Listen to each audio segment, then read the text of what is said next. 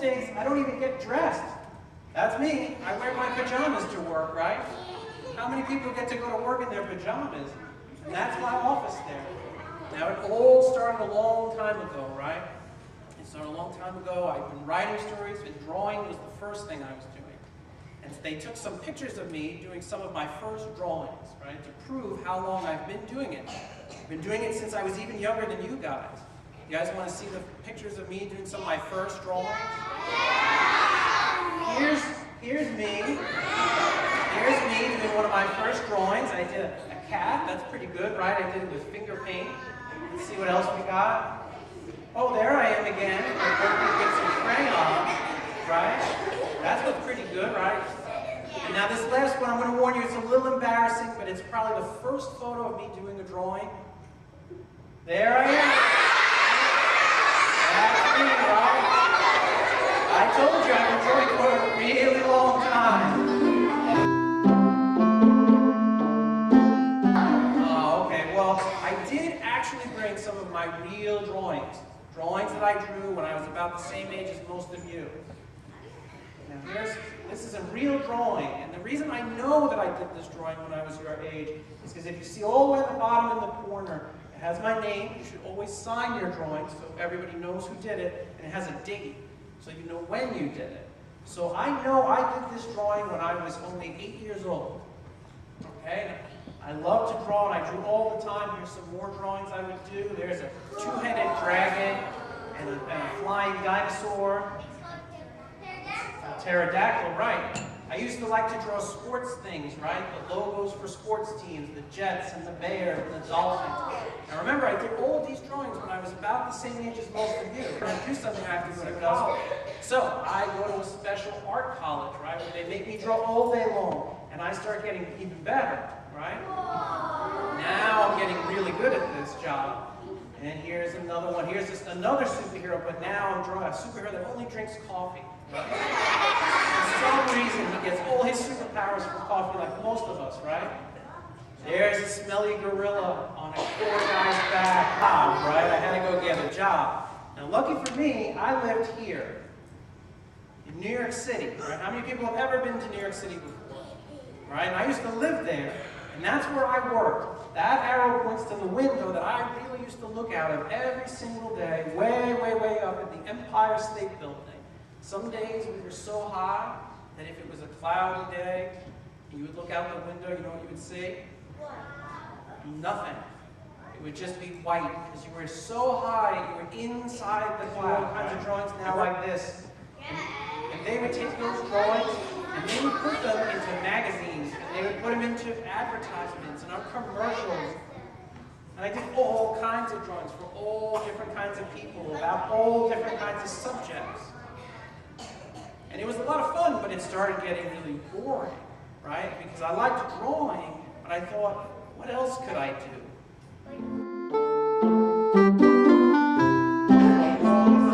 And then guess what happened?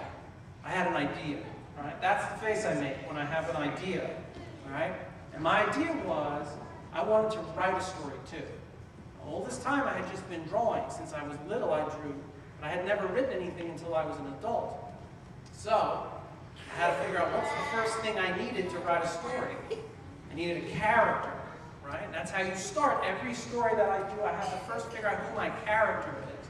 And I'm going to show you how easy it is to make a character. It's not hard. Everybody can do it. Sometimes you can do it together as a group, right, in a class. All you have to character for a story now. So now what do we need next? We need to write the story. What are the 3 parts of a story? Who knows that answer? All right, you can just yell it out. What are the 3 parts? The beginning, the middle, and the end. Now, who has seen the Goosebumps movie? Oh, I give it back. Right? What does R.L. Stine say the 3 parts of the story are?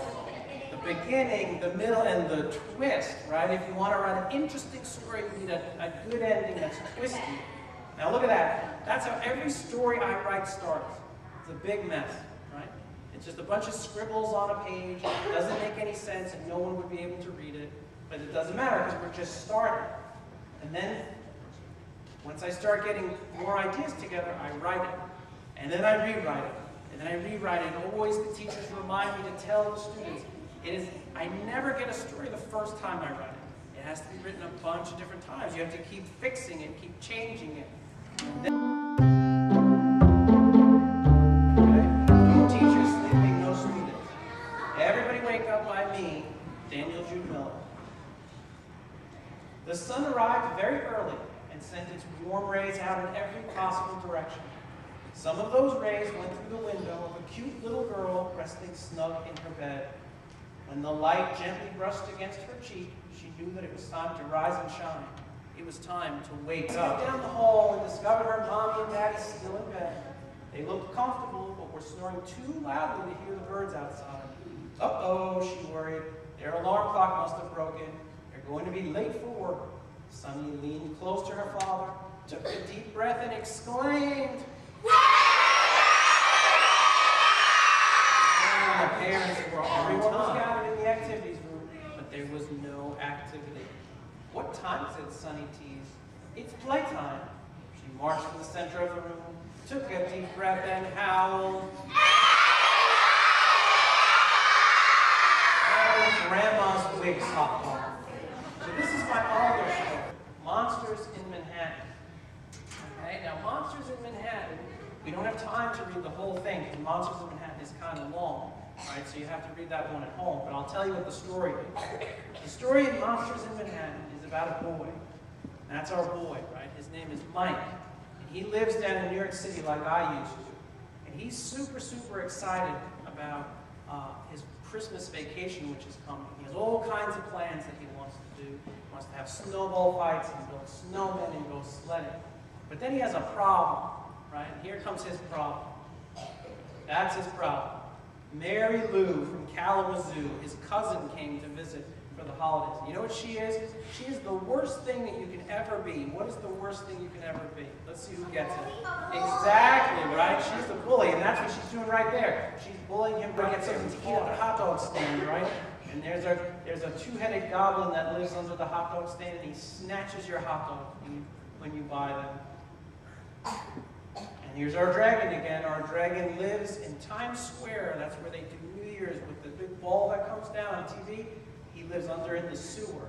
He can never fall asleep because there's too many cars and too many people walking around. What's next? He takes...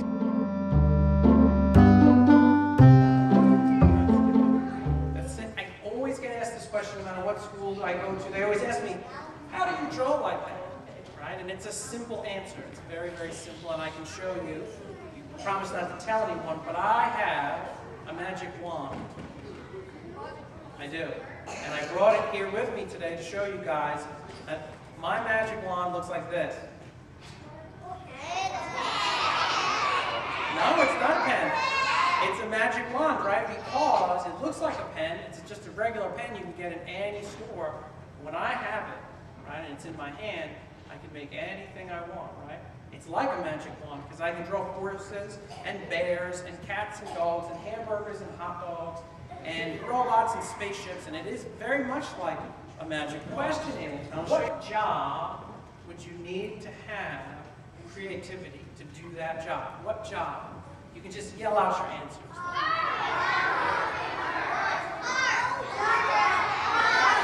Right, so I'm hearing a lot of answers, right? About art and writing and drawing. And you're right, you better be very creative to do those things. But you know what else? You know what the answer is? I told you it was a trick question. You need creativity to do every job, right? Your teachers will tell you if they're not creative, they're not going to be good at their jobs, right? If you're a doctor, you need to be creative to come up with new ways to help people and heal them. If you're into sports, you got to be creative to come up with new ways to win the game. So never, never, ever forget that creativity is incredibly important to you no matter what you do, even if you never do art. Okay? So again, you guys have been awesome. You have a whole day ahead of you and you have a weekend. I hope you have a great time.